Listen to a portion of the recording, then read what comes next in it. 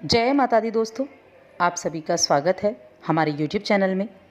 दोस्तों, नवग्रहों में बुध ग्रह को राजकुमार की पदवी दी गई है और ये एक बहुत ही शुभ सौम्य ग्रह माने जाते हैं। सबसे छोटे ग्रह हैं और सूर्य के सबसे ज़्यादा निकट हैं। बुध ग्रह की बात करें तो ये हमारी कुंडली में बहुत अहमियत रखते हैं, क्योंकि ये हमारी बुद्धि के देवता हैं। हमारी बुद्धि को निर्धारित करते हैं, हमारे रिश्तों को, हमारी वाणी पर इनका बहुत ज़बरदस्त प्रभाव होता है और हमारी योग्यता को भी ये दर्शाते हैं। हमारी तार्किक क्षमता, गणित, लेखन, ज्योतिष, इन सभी चीज़ों के कारक ग्रह माने जाते हैं। इसलिए बुध का जो राशि परिवर्तन है बहुत मायने रखता है और तेज गति से चलने वाले ग्रह हैं। लगभग 15-16 दिनों में ये अपनी राशि बदल लेते हैं। सबसे अधिक तेज गति से चलने वाला ग्रह चंद्रदेव है, जो कि 2.5 दिन में अपनी राशि बदलता है। उसके बाद बुध आते हैं, जो कि 15 दिन में अपनी राशि बदल लेते हैं। अब 1 अप्रैल की दिन से ही जो बुध हैं वो राशि बदलेंगे। 1 अप्रैल को राशि बदलकर कुंभ राशि से निकलकर मीन राशि में प्रवेश कर जाएंगे, जो कि बुध की जो नीच राशि मानी जाती है। बृहस्पति की राशि है ये मीन राशि, और यहाँ देवगुरु का आना नीच होता है। लेकिन नीच भाव में गुरु का आना नीच भंग राजयोग बना रहा है, जो बड़ा महत्वपूर्ण है। अब ये गोचर 16 अप्रैल तक रहेगा। 16 अप्रैल तक ये मीन राशि में रहेंगे, उसके बाद मेष राशि में चले जाएंगे। तो इसका जो प्रभाव है वो कई तरह से देखने को मिलेगा, क्योंकि इस बीच में कई ग्रह भी राशि बदलने वाले हैं, जो आपके लिए बड़ा इंपॉर्टेंट रहेगा। कुंभ राशि की हम बात कर रहे हैं। अब कुंभ राशि वाले लोगों के लिए तो और भी ज़्यादा उपयुक्त हो जाता है, क्योंकि अभी आपकी राशि में बैठे हुए थे बुध और अब आपके द्वितीय भाव में चले जाएंगे बुध। द्वितीय भाव में नीचभंग राजयोग बनाएंगे। तो यहाँ आपके लिए किस तरह के परिवर्तन अब आपको देखने को मिलेंगे इन 16 दिनों में, चलिए विस्तार से जान लेते हैं। बस आगे बढ़ने से पहले छोटा सा निवेदन है, चैनल पर अगर पहली बार आए हैं तो चैनल को सब्सक्राइब कर लें और जुड़ जाएं हमारे चैनल के साथ। यहाँ आपको समय समय पर सभी जानकारियाँ मिलती रहेंगी। तो दोस्तों, कुंभ राशि की बात कर रहे हैं और कुंभ राशि वाले लोगों के लिए द्वितीय भाव में बुध का गोचर होगा।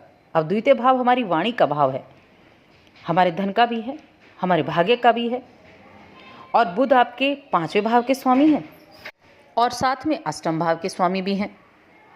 तो पंचम और अष्टम भाव के स्वामी द्वितीय भाव में गए हैं, तो कई तरह के परिणाम आपको देने वाले हैं 1 से 16 अप्रैल तक। अब इस बीच में बाकी ग्रह भी राशि बदलेंगे। जैसे 6 अप्रैल को गुरु राशि बदलेंगे, आपकी लगन में आ जाएंगे। उसके बाद 10 अप्रैल को जो शुक्र हैं वो राशि बदलेंगे। उसके बाद 16 अप्रैल को सूर्य बदलेंगे और गुरु जो बुध हैं वो भी बदलेंगे। तो यहाँ काल पुरुष की कुंडली के द्वारा दूसरा भाव जो होता है धन का, भाषण का, घर परिवार का भाव होता है। अब इससे जुड़े हुए कई तरह के अवसर आपको प्राप्त हो सकते हैं। एक तो आप धन को ज़्यादा से ज़्यादा संचय करने में सफल होंगे, धन संचय कर पाएंगे। दूसरा, आपकी आय में इजाफा देखने को मिलेगा, वृद्धि देखने को मिलेगी। आप जो मेहनत कर रहे हैं, व्यापारी लोग, उनको जो लाभ मिलता है, अब आपको उससे ज़्यादा लाभ की प्राप्ति हो सकती है। और यदि आप शेयर मार्केट से जुड़े हैं तो ज़बरदस्त उम्मीदें कर सकते हैं अब आप शेयर मार्केट से लाभ की। बस आपको नज़रें गड़ा कर रखनी है। जैसे ही मौका मिलता है उस समय पर आपको चौका मारना है। यानी शेयर मार्केट का देखिए काम यही होता है, जो नज़रें बनाए हुए है वही जीतता है। तो आपको वही नज़रें अब बना कर रखनी है अगर आप शेयर मार्केट में निवेश करते हैं तो। अब कहने के बाद निवेश करना एक अलग चीज़ है। जो उस काम को जानता है उसी को इस चीज़ में लाभ की प्राप्ति होगी। और कुछ लोगों को तो इस गोचर के दौरान पैतृक संपत्ति से मुनाफे का ज़बरदस्त योग है। कोई विवाद चल रहा था पैतृक संपत्ति, ये खत्म होगा। कुटुंब में विवाद था, वो भी खत्म होगा। कोई ज़मीन फंसी हुई थी, नहीं मिल पा रही थी, तो उसका सुलझाव हो सकता है। तो पैतृक संपत्ति से लाभ के योग हैं।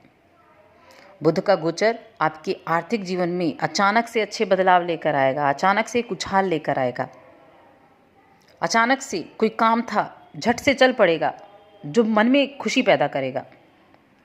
और इस राशि के जो जातक कला के क्षेत्र से जुड़े हैं, गायन के क्षेत्र से जुड़े हैं, यानी आप कुछ ऐसी फील्ड से जुड़े हुए हैं, तो उनको अपनी प्रतिभा को दिखाने का मौका तो मिलेगा ही, साथ में लाभ की प्राप्ति भी आप कर पाएंगे।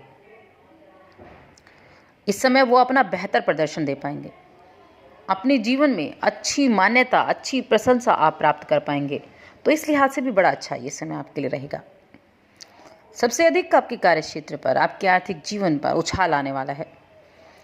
नौकरी करने वाले लोग जो हैं, उनकी वेतन वृद्धि अगर होने वाली थी, किसी वजह से रुक गई थी और आप उसका इंतज़ार कर रहे हैं कब आपकी वेतन वृद्धि होगी, तो ये समय होगा कि आप अपने ऑफिस पर ज़्यादा से ज़्यादा समय भी देंगे और आपकी वेतन में वृद्धि होने के योग भी बनेंगे। अब बुध आपकी वाणी के भी कारक ग्रह माने जाते हैं, संवाद के कारक ग्रह माने जाते हैं, आपकी वाणी को प्रभावित करते हैं बुध।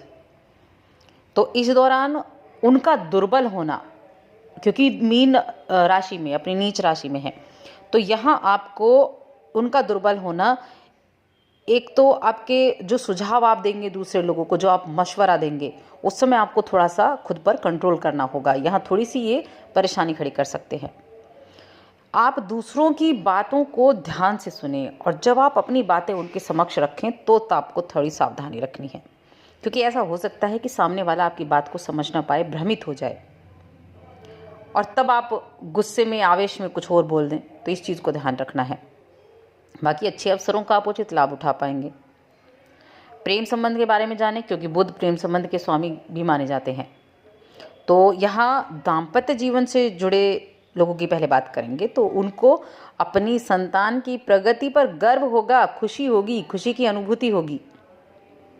आप विवाहित हैं, आपको बेहद खुशी मिलेगी। आप अविवाहित हैं, प्रेम संबंध में हैं, तो कोई अच्छी खबर मिलने के योग बनेंगे। प्रेम संबंध में अपने रिश्तों को मजबूत कर पाएंगे। अब बात करते हैं स्टूडेंट्स की। तो स्टूडेंट्स के लिए जो बुध का गोचर है, ये बड़े अच्छे अनुकूल रिजल्ट लेकर आया है, क्योंकि बुध तो खुद ही बुद्धि के स्वामी हैं। तो ये समय आपकी सोचने की, समझने की शक्ति का विकास होगा। आप किसी कठिन विषय को अगर समझ नहीं पा रहे थे, तो आप इस समय उस पर भी ध्यान दे पाएंगे। आपकी बुद्धि अच्छी रहेगी, आप बेहतर प्रदर्शन देने में सफल होंगे। लेकिन आपको अपनी सेहत का ध्यान रखना होगा। सेहत संबंधित कुछ परेशानियां देखने को मिल सकती हैं। आपकी अगर कुछ आदतें हैं जिन्हें आप सुधारना चाहते हैं, जैसे आपको खाने पीने पर ध्यान देना है, पौष्टिक आहार पर ध्यान देना है, पेट से संबंधित या दांत से संबंधित परेशानियां हो सकती हैं। इसके साथ ही अगर आप बैठकर काफ़ी देर तक काम करते हैं तो ज़्यादा ध्यान देना है, बीच बीच में आराम करते रहना है आपको, वरना आपकी दृष्टि भी प्रभावित हो सकती है। तो उस चीज़ का ध्यान रखें। अब कुछ अगर छोटे मोटे उपायों के बारे में हम जानें, तो आपको प्रतिदिन सुबह को ओम नमो भगवते वासुदेवाय नमः इस मंत्र का जप करना है, तब ये आपको और भी अधिक बेहतर रिजल्ट दे पाएगा। तो दोस्तों, ये समय है आपके लिए कुछ कर दिखाने का, अपने काम पर ज़्यादा ध्यान देने का, तो इसका बेनिफिट उठाएं। साथ ही हमारे चैनल को भी सब्सक्राइब कर लें, वीडियो को लाइक और शेयर करना ना भूलें। जय माता दी दोस्तों, आप सभी का स्वागत है हमारे यूट्यूब चैनल में। दोस्तों,